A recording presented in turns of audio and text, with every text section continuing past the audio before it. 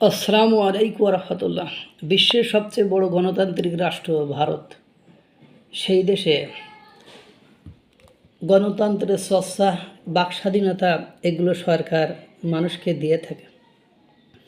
হঠাৎ করে একটা গোষ্ঠী ককরোচ জনতা পার্টি দল খুলল, মনে করলো বাচ্চাদের দল তো, এরা মনে হয় দেশকে গণ অভ্যুত্থানের দিকে নিয়ে যাবে বা গণ অভ্যুত্থান ঘটায় ফেলবে।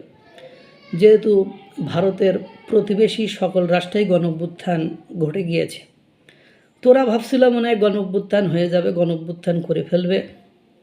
এই জন্য ককরোচ পার্টির লইয়া ভারত বিরোধী যে রাষ্ট্রগুলো রয়েছে, পাকিস্তান, বাংলাদেশ, এই চীন, তারা নাচানাচি, লাফালাফি, দাফাদাফি শুরু করেছে। কিন্তু ভারত এমন একটি রাষ্ট্র, সেখানে গণ অভ্যুত্থান হওয়ার কোনো সম্ভাবনা নেই।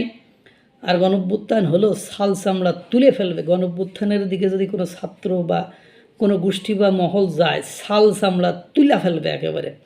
কারণ ওই দেশের বাহিনীরা সরকারের প্রতি আনুগত্য করে, জনগণের কল্যাণের কথা ভাবে, এবং জনগণ এত বোকা নয় যাত্রার ডাকে রাস্তায় যে আন্দোলন করবে। কারণ ভারতের জনগণ ইতোমধ্যে ভারতের প্রতিবেশী রাষ্ট্রগুলোর অবস্থা থেকে উপলব্ধি করতে পারছে গণ অভ্যুত্থানের ফলকে। আজকে ইন্দোনেশিয়ার মানুষ রাস্তায় নেমে গিয়েছে, তাদের জীবনযাত্রার মান কঠিন হয়ে গিয়েছে গণ অভ্যুত্থানের পরে তাদের এই উত্তাল অবস্থা। শ্রীলঙ্কার মানুষ দেখেছে গণ অভ্যুত্থানের ফলে দেশের কি হয়, সেই অবস্থা থেকে পরিত্রাণ পাওয়ার জন্য তারা আবার ভারতের দ্বারস্থ হয়েছে।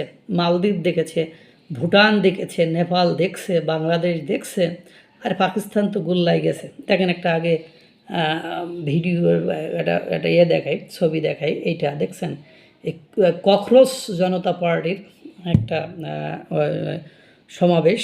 এখানে বলছে যে নিজেদের ডাকা বিক্ষোভে প্রকাশ্যে চড় খেলেন ককরোচ জনতা পার্টির প্রতিষ্ঠাতা। অর্থাৎ ককরোচ জনতা পার্টির যিনি প্রতিষ্ঠাতা, তাকে নিজের ডাকা জনসমাবেশে খেয়ে নাকে গালে কইসা এখন থাপ্পড় বসায় দিয়েছে। অর্থাৎ সরকার তাদের স্বাধীনতা দিয়েছে, সরকারের ভুল ত্রুটি ধরার জন্য, সেটা নিয়ে বিক্ষোভ করার জন্য, কিন্তু সেটা সরকার পরিবর্তনের দিকে নিয়ে গেলে বা ডিভাস্টেডের ফাঁদে পা দিলে সরকার একেবারে নাজেহাল করে ফেলবে। সরকারেরও কিছু লোকজন তো আছে, আর নরেন্দ্র মোদীর ভক্ত